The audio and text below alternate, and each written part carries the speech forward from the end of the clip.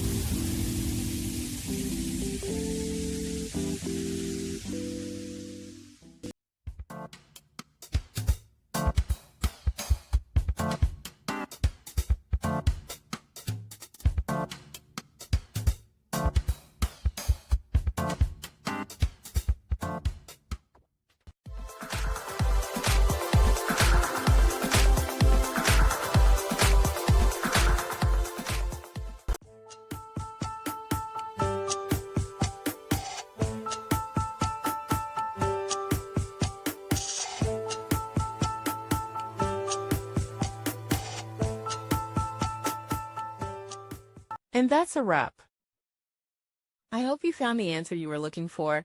If you did, take a second to hit that subscribe button. It really helps out. And let me know in the comments which solution worked best for you. See you next time in the debug zone.